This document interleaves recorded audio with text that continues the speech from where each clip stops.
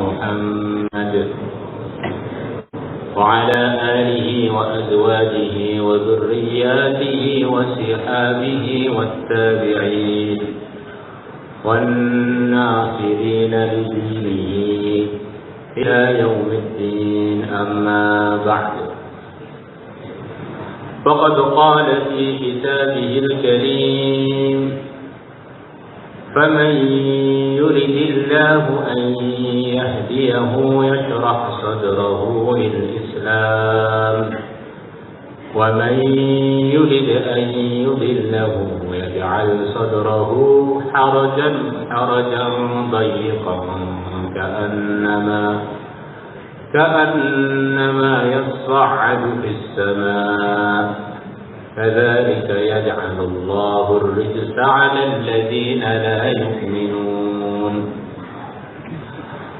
وقال تعالى: أولئك الذين هدى الله فبهداه مقتده. وقال تعالى: إن الذين آمنوا وعملوا الصالحات يهديهم ربهم بإيمانهم تجري من تحتهم الأنهار في جنات النعيم، دعواهم فيها سبحانك اللهم وتحيتهم فيها سلام، وآخر دعواهم أن الحمد لله رب العالمين. وقال النبي صلى الله عليه وسلم: كل أمتي يدخلون الجنة إلا من أبى. قيل: ومن يأبى يا رسول الله؟ قال: من أطاعني دخل الجنة، ومن عصاني فقد أبى. وقال النبي صلى الله عليه وسلم وأشار بيده إلى فيه: ما خرج منه إلا الحق، أو كما جاء في الحديث. Teman-teman semua, tidak ada perkara yang lebih penting untuk selalu kita rawat, untuk selalu kita perjuangkan, untuk selalu kita sebarkan, melebihi hidayah. Kalau orang itu sudah dapat hidayah, kaya, miskin, mukanya jelek atau ganteng, itu tidaklah masalah. Karena dia ini dengan sebab hidayah adalah penduduk surga yang tinggal menunggu panggilan untuk diwalimahkan dengan bidadari.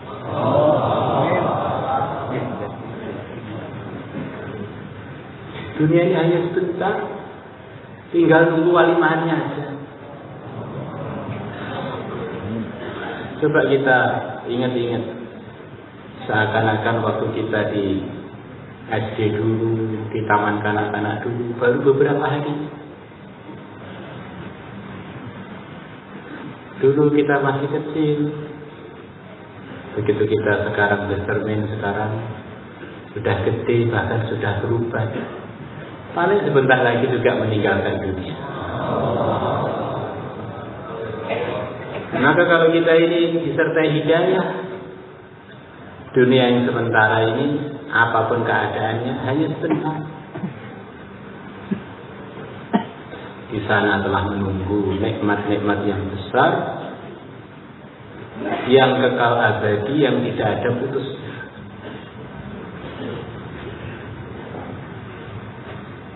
Maka yang mulia Nabi besar Muhammad SAW melewati keluarganya Yasir yang sedang disiksa oleh sebagian pemuka Quraisy. Nabi bersabda kepada Yasir dan keluarganya, sabar sebentar wahai keluarga Yasir, sebentar lagi surga sudah menunggu kamu. Sabran ya ala Yasir, fa inna maw'idakumul jannah. Sabar sebentar, sebentar lagi surga.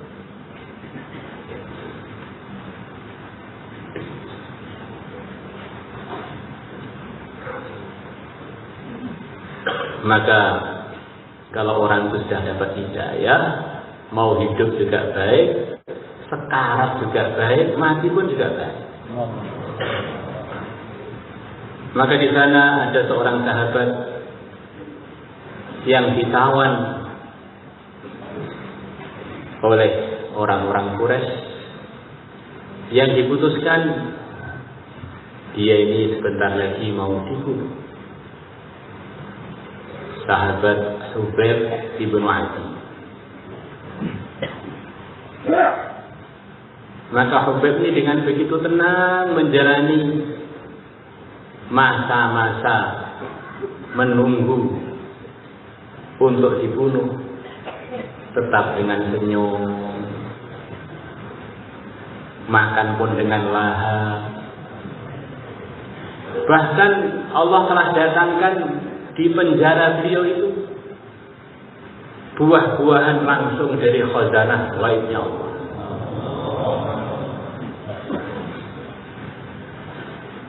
Anggur-anggur yang per bijinya seperti kepalanya anak bayi. Di anggurnya seperti delima atau bahkan lebih besar per biji.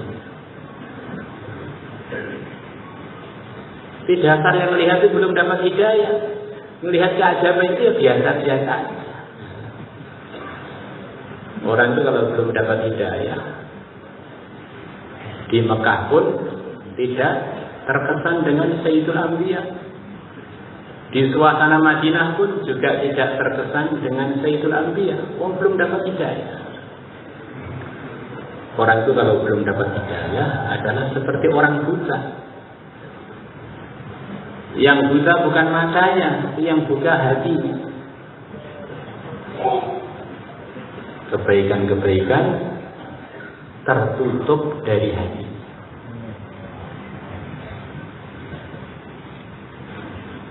Maka Hubaib bin Adi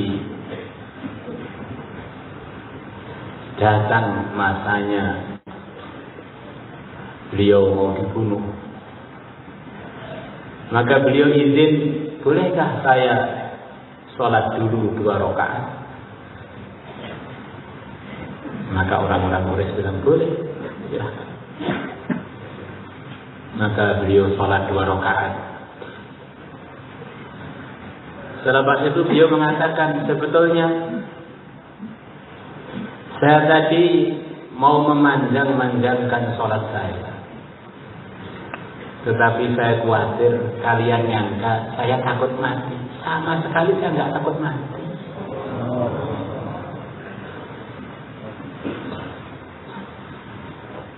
Kalau saya mati dalam keadaan Allah ridho, apapun cara matinya tidak masalah.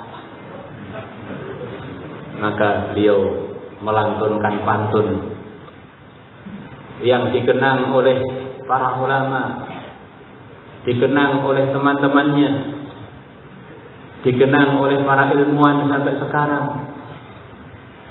Pantun yang begitu masyhur, yang isinya nasihat. Kalau orang itu sudah dalam ridhonya Allah, dalam hidayah, mau mati dengan cara apapun enggak masalah. Mati di rumah, di luar rumah, mati di jalan, mati di tempat yang mewah, enggak masalah. Allah sudah hidup. Falastu ubali hina uqtalu muslimah. Aku tidak peduli kalau aku dibunuh dalam keadaan muslim. ala ayyi jambin kana lillahi masra'i. Mau mati pakai sisi badanku yang mana aja enggak masalah. Mau tengkurap kah, mau jungkir balik kah, mau miring kah, mau melumah kah, enggak masalah. Wa dzaka fi dzatil ilah. Itu semuanya saya niatkan untuk ridhonya Allah. Wa iyyasa, dan kalau Allah berkehendak, yubarik, Allah berikan kebaikan, keberkahan. Ala ayyi silwin mumazzai, atas mana-mana tubuhku yang sebentar lagi akan dicincang. Kata sebagian ulama, beliau ini doa, ya Allah, kematian saya, jasad saya sebentar lagi akan dibunuh, mungkin dicincang-cincang. Saya ingin semuanya ini dijadikan asbab hidayah. Allah. Hadirin, ada orang mau dimasukkan neraka, maka tiba-tiba pintu neraka itu nggak bisa dibuka. Maka para malaikat penjaga neraka heran, orang ini mau dimasukkan neraka kok pintu neraka nggak bisa dibuka, kenapa ya? Ternyata pintu neraka tadi terganjal dengan sekeping roti yang dulu pernah disedekahkan oleh orang tersebut, dan sedekahnya diterima oleh Allah. Satu keping roti disedekahkan kepada seseorang, diterima oleh Allah. Orang yang sedekah tadi menyebabkan dia selamat dari masuk neraka. Orang itu kalau jadi asbab hidayah pada hadirin, seakan-akan dia ini telah bersedekah surga kepada orang yang dapat hidayah sebab dia. Maka nggak bisa dihitung pahalanya orang yang jadi asbab hidayah. Sedekah surga berarti isinya bidadari, isinya istana dari emas, dari perak, dari intan. Di sana di surga ada sebuah pohon, bukan banyak pohon, satu tok.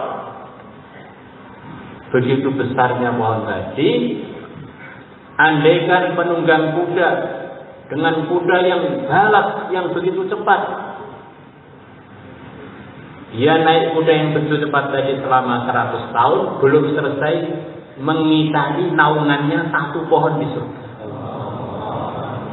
Inna fil jannati la syajaratan yasirur raqibul jawadal mudammara mi'ata sanah ma yaqta'uha aw kama jaa fil hadits.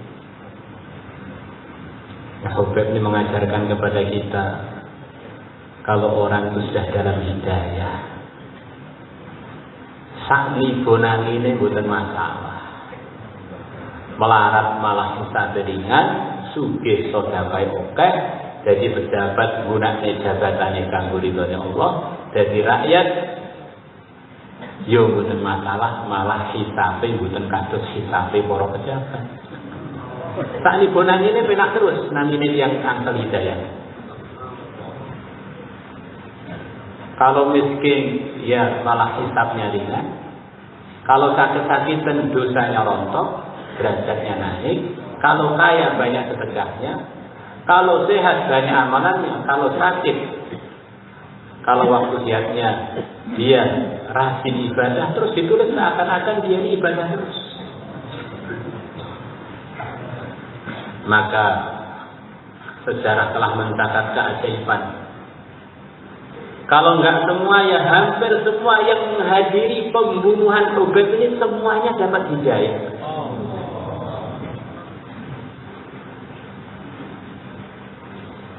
Inilah yang dikatakan dalam sebuah hadis. Biasanya orang itu membunuh, dan yang dibunuh salah satunya masuk surga, salah satunya masuk neraka. Biasanya yang bunuh, kalau bunuhnya zalim, yang membunuh masuk neraka. Di dalam kejadian Ubay ini, yang membunuh masuk neraka, Yang membunuh masuk surga, yang dibunuh juga masuk surga. Yang dibunuh syahid fisabilillah, yang membunuh dapat hidayah, akhirnya jadi sahabat-sahabatnya yang mulia dan besar.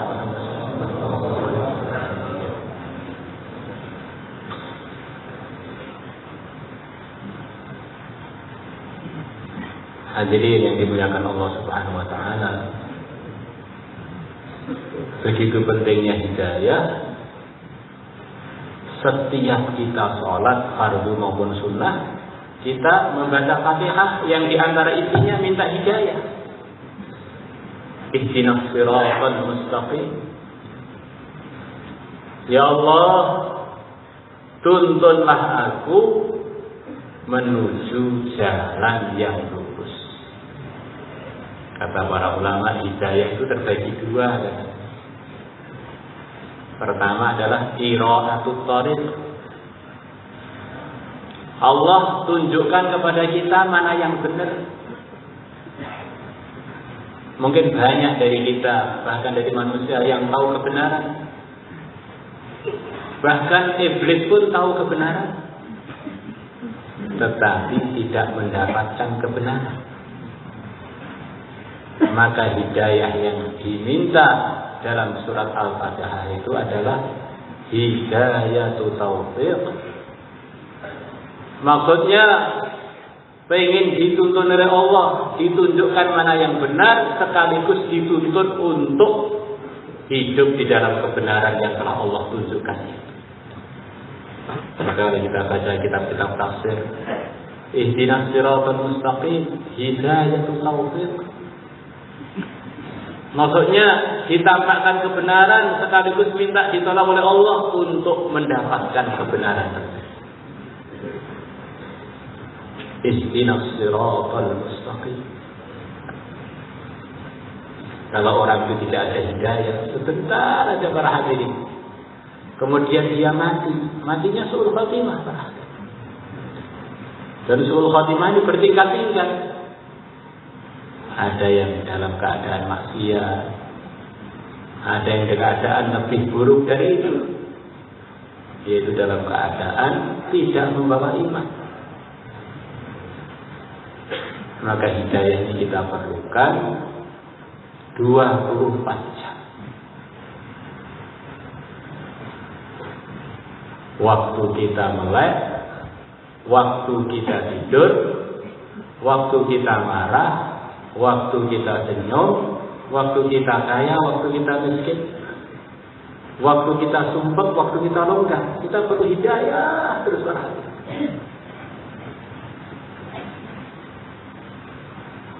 Nah, supaya orang itu dapat hidayah, caranya bagaimana? Maka ihdinas siratal mustaqim diteruskan dengan siratal ladzina an'amta 'alaihim. Ya Allah, tuntunlah kami kepada hidayah, kepada jalan yang lurus, jalannya orang-orang yang Kau telah memberi nikmat kepada beliau-beliaunya, para nabi, para rasul, para siddiqin, para syuhada, para shalihin. Beliau-beliaulah gambaran orang-orang yang telah diresmikan oleh Al-Quran bahwa hidup mereka dalam hidayah, dalam jalan yang lurus. Maka kalau kita ingin mengukur kita ini sudah dapat hidayah atau belum, lihatlah kehidupan kita ini sudah seperti kehidupannya beliau-beliaunya atau belum. Kalau belum, walaupun perasaannya dalam hidayah, sebetulnya masih perasaan saja, belum menjadi kenyataan. Ada orang perasaannya dia ini sudah punya istri, tapi walimah aja belum, mobil itu aja belum, angkat aja belum, itu namanya perasaan. Padahal perasaan itu sering gak manfaat di dalam kehidupan. Orang makan hanya perasaannya, gak kenyang. Maka kalau orang dalam hidayah tapi hanya perasaan, ya perasaan dapat hidayah, ini belum. Wa man yuti'illaha war rasul fa ulaika ma'al ladzina an'ama Allahu 'alaihim minan nabiyyina was-siddiqina wasyuhada'i was-shalihin wa hasuna ulaika rafiqa. Pertama kali panutan dalam hidayah adalah para anbiya, orang-orang suci yang dipilih oleh Allah langsung untuk jadi satu-satunya pintu surga untuk kaumnya masing-masing di zamannya masing-masing.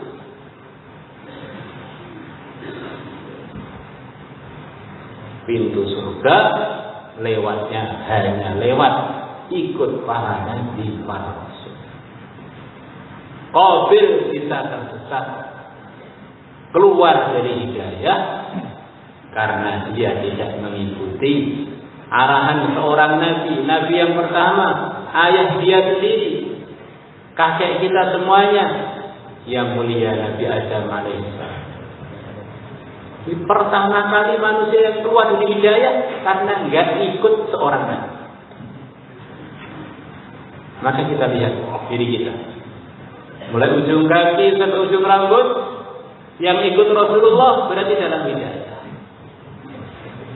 Kalau tidak ikut berarti nggak ada jaminan hidayah.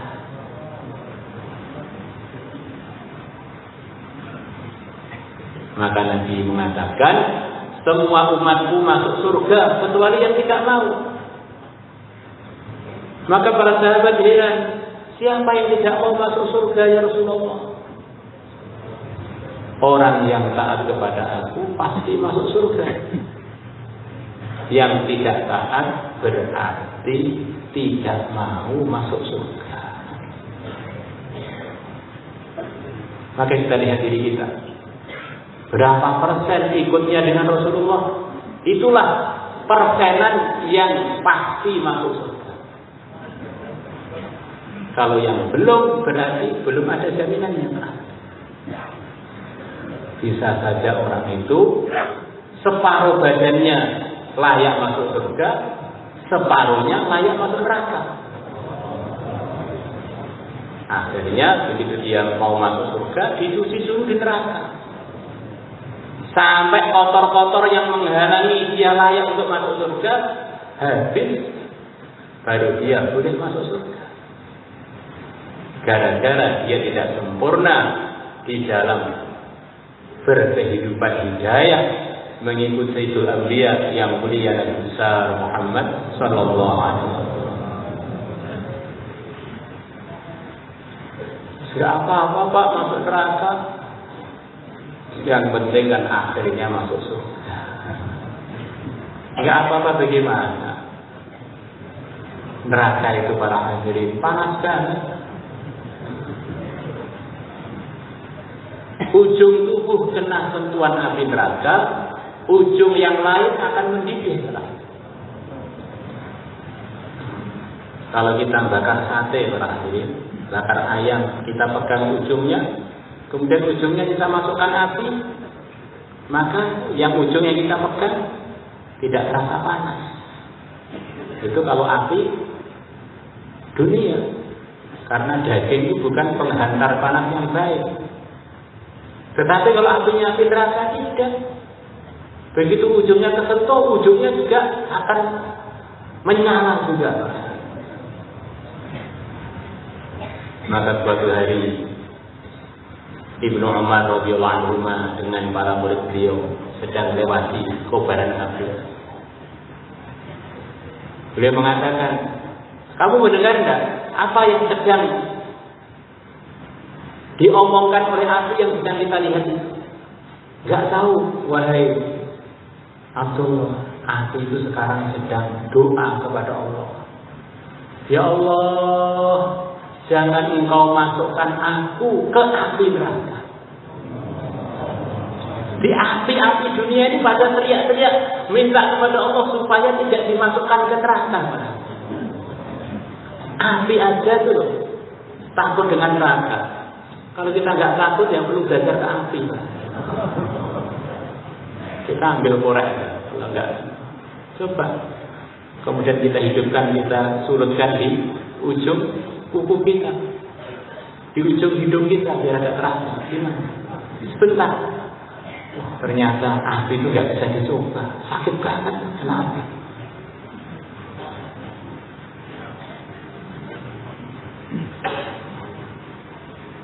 Para nabi, para rasul, kehidupannya dibimbing oleh Allah, lewat malaikatnya, kadang-kadang langsung oleh Allah. Mereka adalah panutan-panutan hidayah. Ikut dengan mereka, pasti orang itu mendapatkan hidayah. Ada sebagian nabi, sebagian rasul menyampaikan jalan-jalan hidayah kepada umatnya. Sampai wafatnya beliau-beliaunya, tidak ada satupun dari umatnya yang beriman. Sekarang yang salah siapakah? Dia yang salah yang tidak beriman salah. Kalau matahari datang ke kampung kita, kemudian seluruh kampung tidak melihat matahari tersebut, apa yang salah matahari? Bukan. Yang salah matanya orang kampung. Kenapa buta semua? Ulaika alladziina hadallah, mereka para nabi, para rasul adalah orang-orang yang telah diberi hidayah oleh Allah. Fa bihudahu muqtadi, maka ikutilah mereka.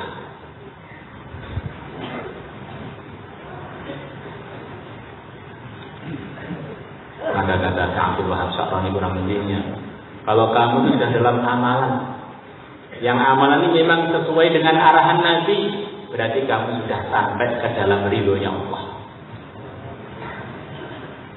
Enggak usah mikir hal-hal yang mengganggu kondisi kamu dalam ridhonya Allah. Apapun itu, walaupun itu namanya malakul maut, enggak usah kamu gubris. Kamu sudah dalam jalan yang benar. Andaikan kamu tengah-tengah makan, makannya sudah sesuai arahan agama, makan yang halal, makannya pakai bismillah di antara arahan agama. Makannya pakai tangan kanan, bagi yang punya tangan kanan. Sebagian tidak punya tangan kanan, tidak ada fatwanya. Kemudian datang malakul maut, nggak usah berhenti makan, terus kanan. Nanti selesai makan sudah sampai ke surga. Tengah-tengah tidur, tidurnya sudah sesuai arahan agama. Di antaranya tidur dengan zikir, arahan yang paling ringan. Tidurlah dengan zikir sampai ketiduran. Di antara arahannya ada arahan engkau duduk dulu menghadap kiblat dan seterusnya. Sebagian telah kita pelajari sebagiannya. Tengah-tengah tidur kok malakul maut datang. Ya malakul maut mau nyabut nyawa kamu. Ya silahkan cabut, saya sudah dalam arahan agama. Bangun tidur kaget, sudah ada bidadari yang cantik nunggu kita. Uruban atroba. Ini sifatnya para bidadari. Syakilatun, ghanidatun, aribatun, arubatun. Katanya aruban ini mufradnya adalah arubah. Artinya bidadari ini punya sifat yang luar biasa.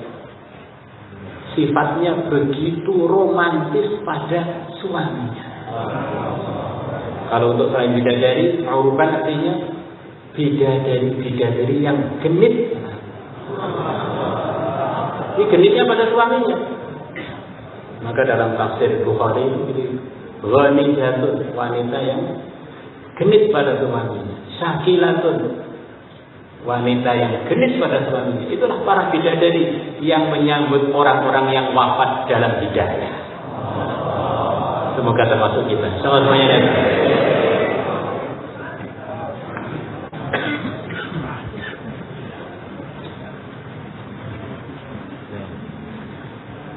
ini yang nyifati itu yang punya bidadari.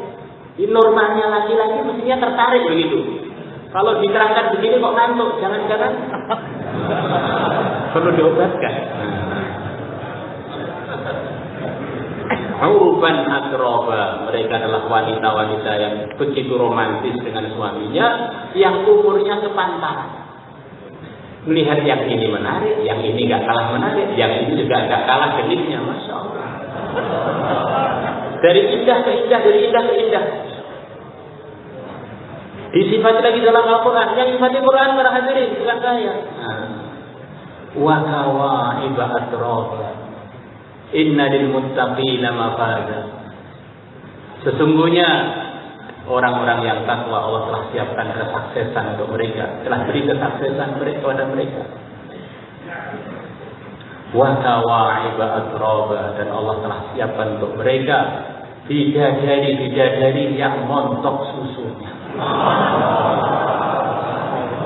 Enggak percaya, lihat diterjemah Quran. Ini yang bayar biar gak ngantuk ini. Ini untuk orang-orang yang dapat hidayah.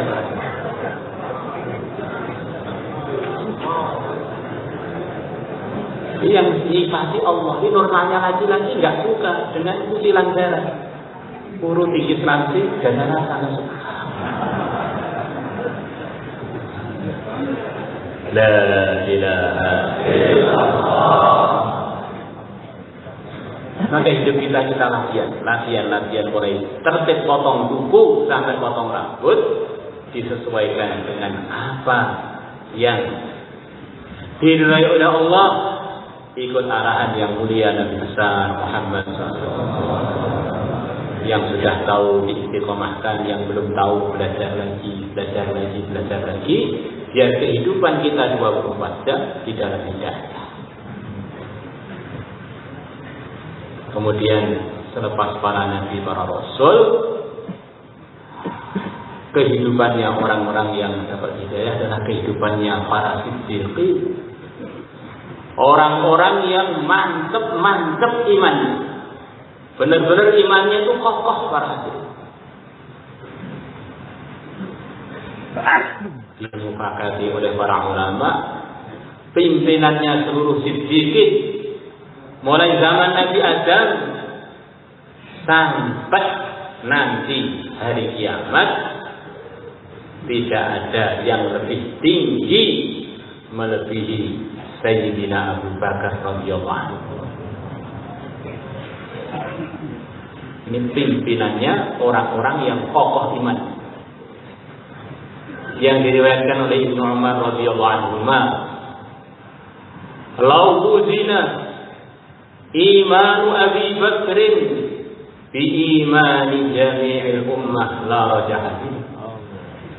Andaikan imannya Abu Bakar ditimbang dengan imannya seluruh umat, tentulah imannya Abu Bakar akan mengungguli imannya seluruh umat. Kata sebagian ulama, umat di situ itu termasuk Sayyidina Umar.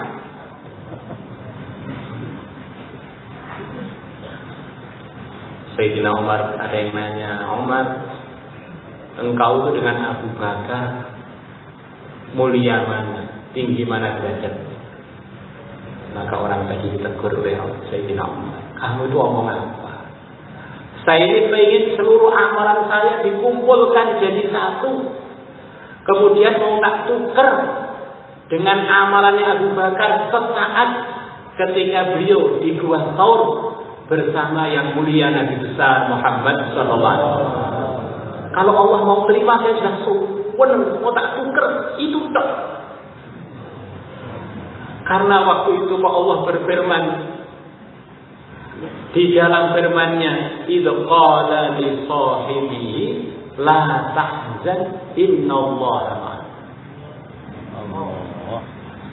Ketika Nabi Muhammad bilang kepada sahabatnya, kepada seorang sahabatnya ketika di gua itu, kamu enggak usah susah, sesungguhnya Allah bersama kita. Sahabat sudah banyak, selain Abu Bakar juga sudah pada beriman. Kok sepertinya dalam ayat itu seakan-akan Allah nggak kenal dengan semua sahabat Nabi, yang dikenal hanya Abu Bakar tok, yang lain pada kemana derajatnya itu? Begitu hebatnya Sayyidina Abu Bakar, yang disebut Abu Bakar tok, yang lain kok enggak? Saya pengen nukar seluruh amalan saya yang buka negara apa, mau tak tukar dengan itu loh. La tahzanin idh qala li sahibihi la tahzanin Allah ma'ana. Dan gak kira diterima, usulan saya gak kira diterima. Kok kamu bandingkan saya dengan Abu Bakar?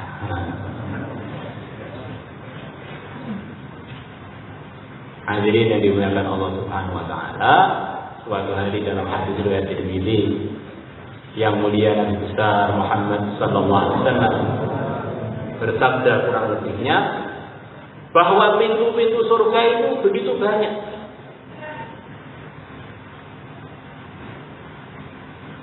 Orang akan dimasukkan ke surga mengikut amalannya yang paling dominan dalam kehidupan. Kalau orang itu ahli perjuangan, maka Allah akan masukkan dia ke surga lewat babul jihad. Hidupnya didominasi dengan perjuangan. Kurun 4 bulan, keluar lagi 4 bulan, keluar lagi 4 bulan.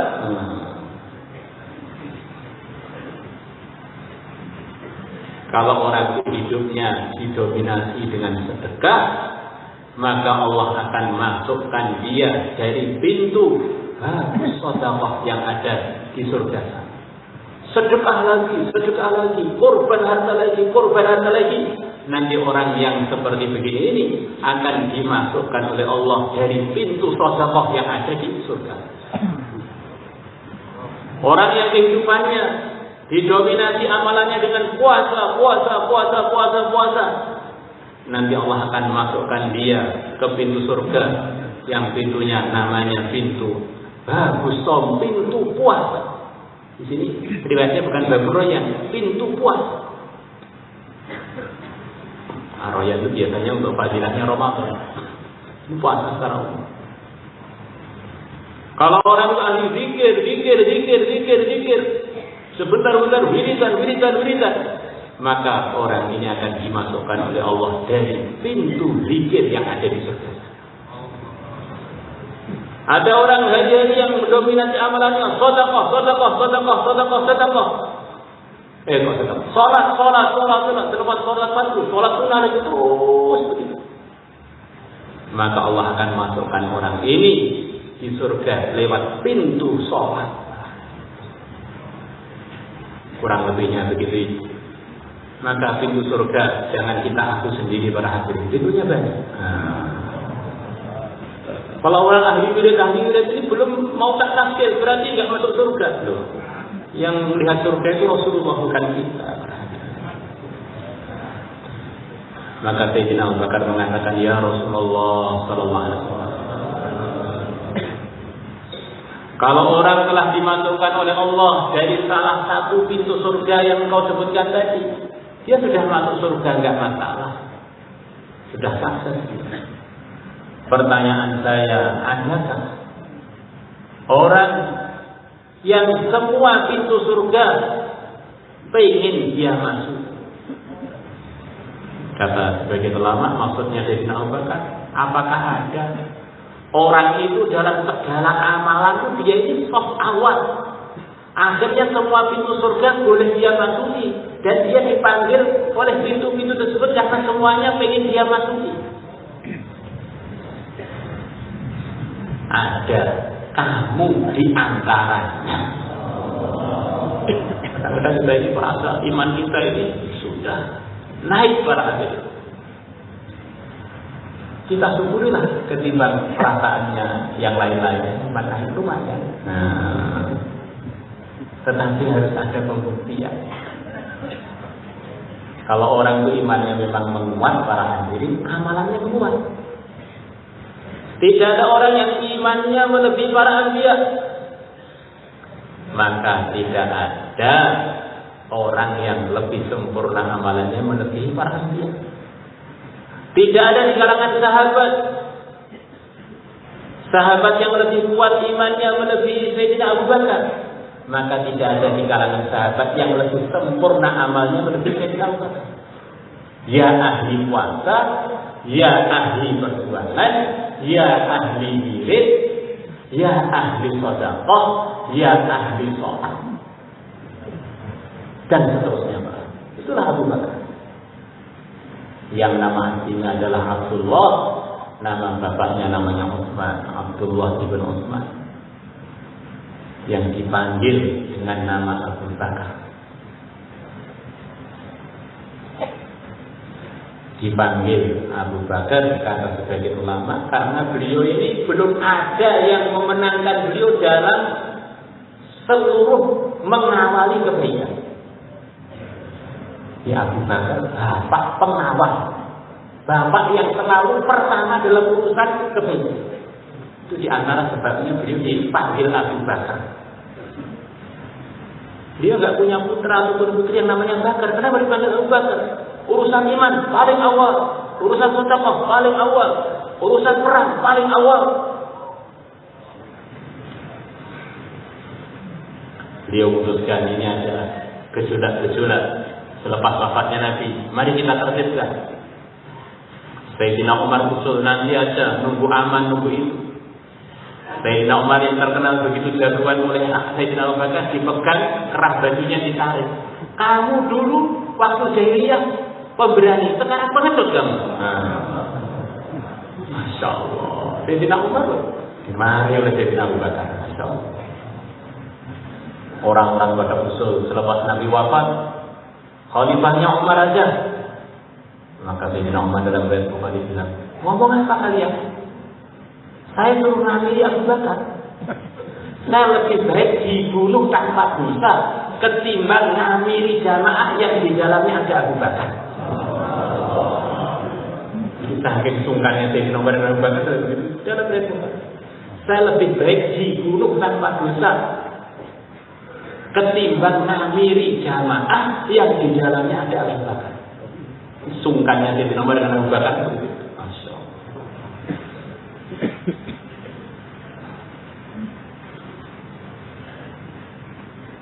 La ilaha illallah. Sedikit begitu. Saya sudah jos Pak, kuat imannya. Kok amalannya tambah merodoli? Itu bukan kuat imannya para hadirin, kuat ngawurnya. Iman itu akan menuntut kita untuk paham pada kesadaran kita kepada Allah. Semuanya aturan Allah. Kok ada sebagian kita terlantarkan imannya, diragukan kelulusannya. Maka seseorang ulama, dia ini telah tahajud selama lebih 40 tahun nggak pernah bolong.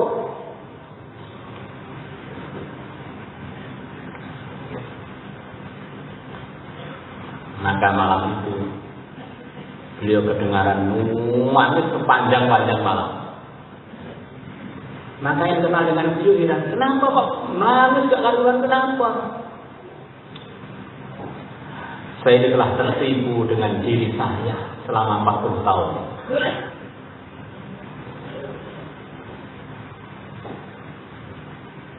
Saya ini tahajud istiqomah selama 40 tahun bukan karena Allah, tetapi karena memang kebetulan cocok dengan hobi saya.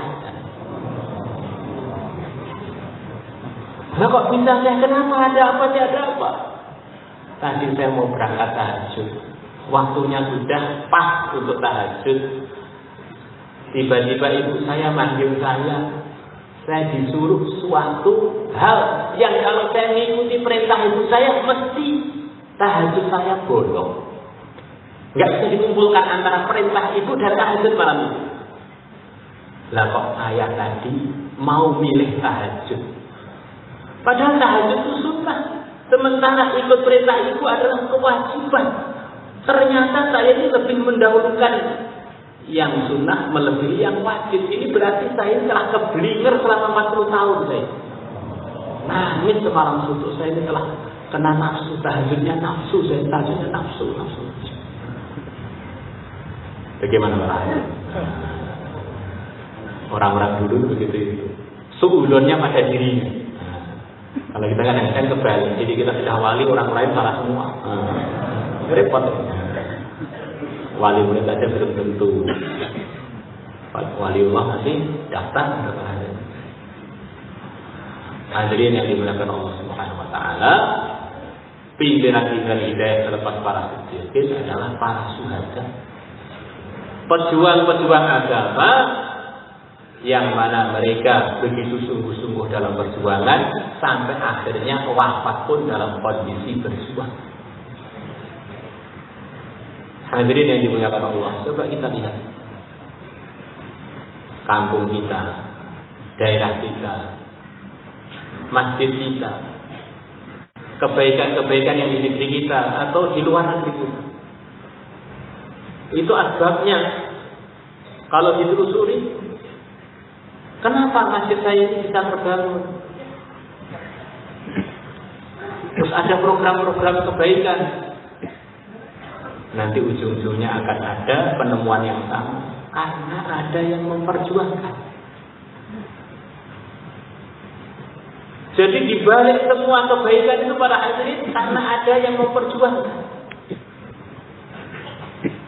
Maka di antara orang yang paling banyak pahalanya nanti di akhirat adalah para syuhada, para pejuang-pejuang agama, karena bisa dikatakan semua kebaikan itu dibaliknya ada perjuangannya para hadirin.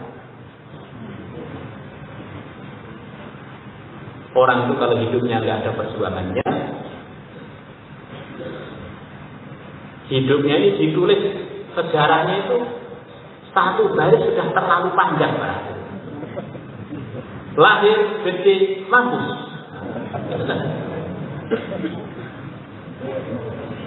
Tapi kalau orang itu ada perjuangannya, walaupun dia memperjuangkan satu ayat saja, walaupun dia memperjuangkan beberapa kalimat saja, dia sampaikan ke rumah-rumah, dia sampaikan ke kampung-kampung, dia sampaikan ke negeri-negeri. Dengan sebab perjuangan, modal yang hanya sedikit, produk yang hanya itu saja yang kita punya, kita bisa punya pahala yang gak kehitung pada hari. Itu salah-salah yang keliling seluruh dunia itu pada hari. Kadang-kadang produknya satu aja diulang lagi dari satu, dia bisa jadi miliuner pada hari. Gara-gara keliling memperjuangkan dagangan. Maka orang itu kalau memperjuangkan agama, apalagi kalau ilmunya tambah banyak, akhirnya bahan untuk diperdagangkan untuk akhiratnya tambah banyak. Itu nanti ceritanya dan tulisan catatan amal kebaikannya itu nggak putus-putus. Dia telah membentuk generasi lagi, membentuk orang yang dapat hidayah lagi, bentuk lagi. Di akhirat dia senyum karena dapat kiriman pahala yang nggak habis-habis. Maka itulah di antara yang kita maksud di dalam majlis kita ini, bagaimana semuanya jadi pejuang-pejuang agama. Biar kita ini alumni pesantren ataupun kita ini sebentar belajar agama, dengan sebab ada perjuangan, kita ini ada kemungkinan untuk menjadi kaya yang sangat kaya di akhirat nanti para hadirin.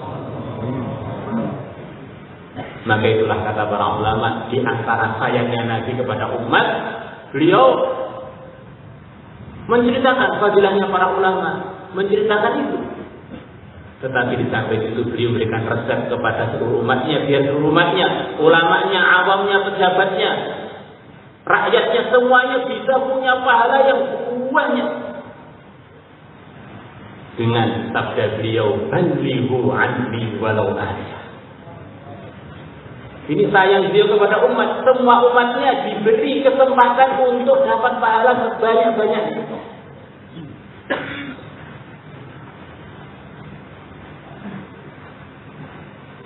Sampaikan dari aku walaupun satu ayat. Kita punya bahan satu ayat untuk kita sampaikan lagi. Kita akan bisa jadi miliuner nanti di akhir. Apalagi kalau bahannya tambah banyak. Maka tidak ada kata-kata putus asa, putus semangat. Semuanya layak untuk mendapatkan pahala yang sangat banyak di surga. Yang layak orang itu khawatir adalah orang malas untuk berjuang. Setelah kita semuanya terhadap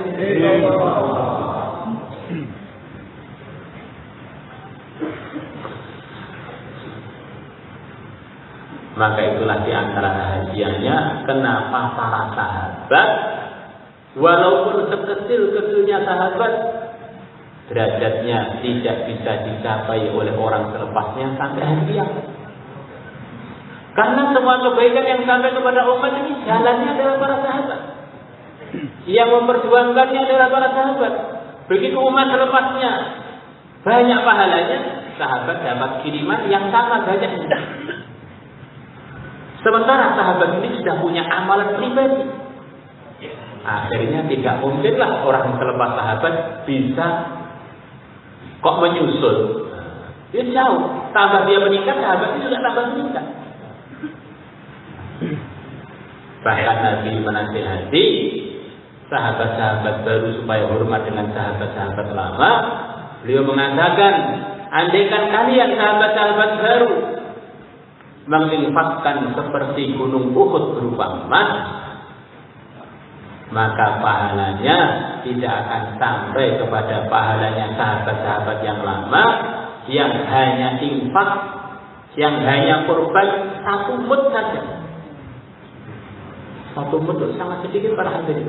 1 mud kurang lebih 600 gram. 600 gramnya sahabat senior tidak bisa disusul oleh infaknya sahabat junior 1 gunung Uhud berupa emas. Dan mudnya yang jadi bandingannya lagi tidak berupa emas, ya apa begitu? Gandum atau kurma apa? Atau bahkan kata Nabi, atau bahkan separuh mud pun orang-orang yang junior ini tidak akan bisa sampai derajatnya orang-orang yang senior. Sudah infak habis-habisan 1 gunung emas sebesar gunung Uhud tidak sampai ke separuh mudnya sahabat-sahabat yang senior. Apalagi kita yang bukan sahabat dengan sahabat. Lau anfaqa ahadukum mithla Uhudin dhahaba ma balagha mudda ahadihim wala nasifahu. Ini nasihat Nabi untuk orang baru supaya hormat kepada orang-orang lama. La ilaha illallah. Hadirin yang dimuliakan Allah Subhanahu wa taala, pimpinan-pimpinan hidayah adalah orang-orang soleh. Kata para ulama, orang soleh ini bukan derajat terendah. Orang soleh ini diperlukan oleh siapapun. Syuhadanya perlu soleh, siddiqinnya juga perlu soleh. Karena soleh itu adalah artinya orang yang hidupnya bersih dari pelanggaran, bersih dari kemaksiatan. Andaikan maksiat ditobati biar bersih. Itulah orang-orang soleh. Itulah yang dijadikan oleh Allah. Allah akan menolong orang-orang soleh. Wa huwa yatawallas sholihin. Itulah yang diminta oleh para nabi, para rasul. Ya Allah, alhiqni bis-sholihin, susulkanlah aku dengan orang-orang saleh. Itulah yang diminta oleh Nabi Ibrahim ketika beliau minta kepada Allah supaya diberi keturunan. Ya Allah, berikanlah kepada aku keturunan yang dari grupnya, yang dari bagiannya orang-orang saleh, termasuk orang-orang saleh. Rabbi habli minas sholihin. Itulah akhir kalimat yang disabdakan oleh Sayyidul Anbiya yang mulia Nabi besar Muhammad sallallahu alaihi wasallam. Ya Allah, saya minta dikumpulkan dengan teman-teman yang tertinggi, teman-teman yang saleh, para nabi, para rasul. Allahumma rafiqal a'la. Kata para ulama, pelanggaran itu adalah kecelakaan para hadirin. Maka karena pelanggaran itu kecelakaan, tidak boleh dicoba. Namanya kecelakaan itu ya macam-macam akibatnya. Ada yang luka ringan, ada yang luka berat, ada yang sampai mati. Juga kemaksiatan itu para hadirin akibatnya macam-macam. Ada yang hati gelap, hati sangat gelap. Ada yang sampai iman itu lepas. Maka kemaksiatan nggak perlu dicoba. Kita punya teman kepleset daun pisang, tidak apa-apa, lecet-lecet sedikit. Saya sepertinya lebih kuat melebihi dia. Saya mau mencoba kepleset dengan daun pisang. Ternyata lepas kita coba, untuk kita bukan kita lecet para hadirin, kepala kita copot.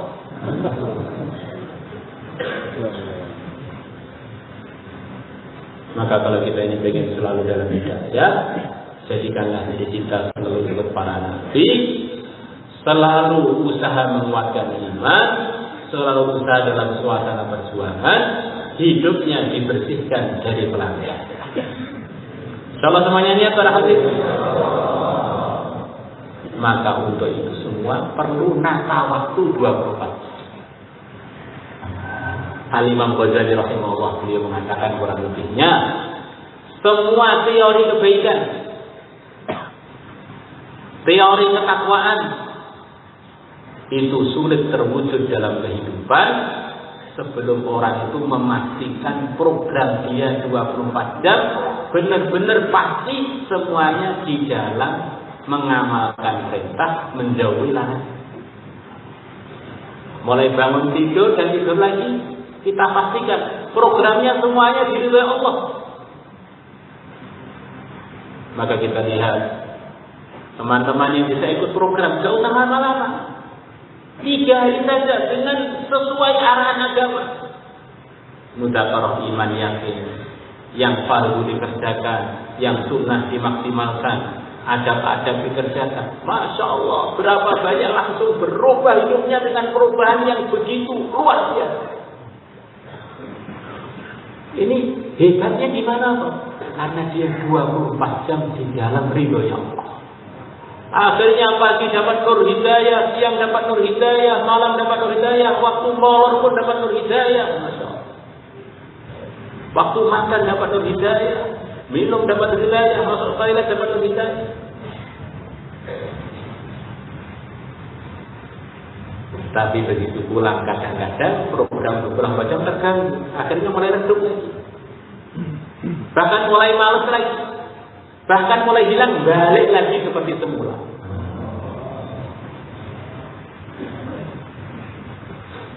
Maka di dalam tertib yang diarahkan oleh para masyayikh kita, tertib kita ini kurang lebihnya terbagi 2, maqami dan intiqali, yang di dalamnya adalah program 24 jam.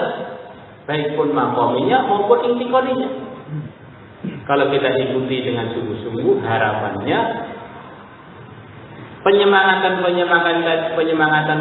tadi mengenai ketakwaan bisa wujud dalam kehidupan kita, kehidupan keluarga kita, kehidupan umat yang kita ajak untuk ikut program bersama kita. Harapannya para hadirin, kapanpun wafat dalam ridhonya Allah. Kalau orang sudah 24 jam dalam ridhonya Allah, para hadirin, wafat pagi baik, siang baik, malam baik, waktu itu pun wafat baik.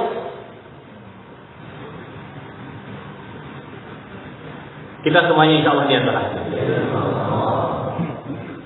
Maka kita ini ingin tertarbiyah seumur hidup. Bahkan kita tularkan tarbiyah ini kepada keluarga kita, kepada teman-teman kita, kepada kenalan-kenalan kita, kepada yang kita belum kenal. Biar semuanya ada gambaran hidup sebentar, 24 jam dalam ridhonya Allah. Akhirnya semuanya ditolong oleh Allah. Salah itu adalah solusi, hakikatnya solusi kalau orang sudah dapat ridhonya Allah. Maka Maulana Umar bin Khattab dia mengatakan kurang lebihnya, saya berharap orang-orang yang keluar dengan tertib, saya berharap dia ini bagian dari walinya Allah. Yang tertib kepada hadirin. Lah kalau orang pagi dalam ridhonya Allah, siang dalam ridhonya Allah, malam ridhonya Allah, kalau itu bukan wali, yang wali siapa lagi?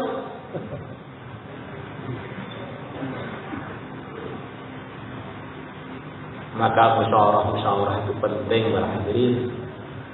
Di antara yang terpenting di dalam yang kita musyawarahkan bagaimana kita sepakatan dengan teman-teman kita, dengan keluarga kita bersolat di rumah, ketika di mahallah sholat di mahallah, ketika di masjid sholat di masjid. Program kita yang kita kerjakan bagaimana 24 jam dan ridhonya Allah. Akhirnya tambah banyak musyawarah, tambah banyak gambaran orang-orang yang ditolong Allah, kampung-kampung yang ditolong oleh Allah, perjalanan-perjalanan yang ditolong oleh Allah, tempatan-tempatan yang ditolong oleh Allah. Akhirnya di mana-mana ada orang-orang yang makbul indallah. Akhirnya ada permasalahan pribadi, keluarga dan umat. Mereka berdoa selesai semuanya. Ada berita gembira dari sebagian ulama. Kadang-kadang orang itu berpikir nusratullah itu akan datang kalau semua umat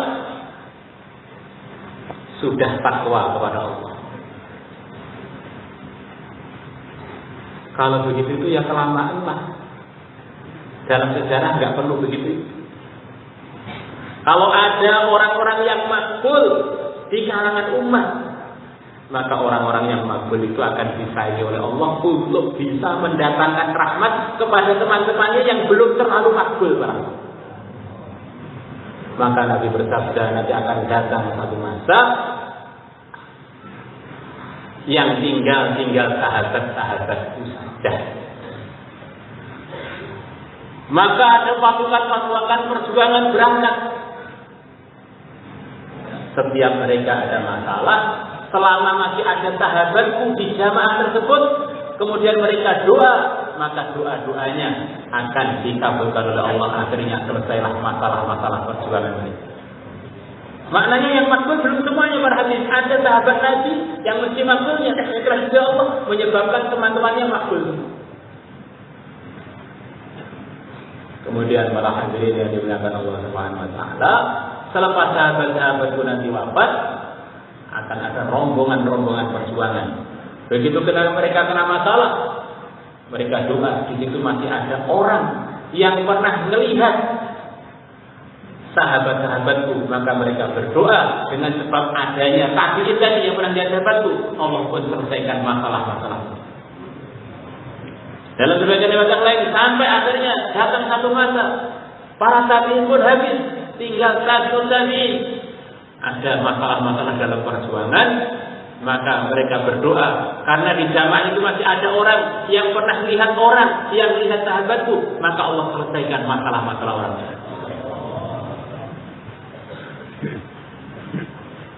Nah kalau kita bagaimana?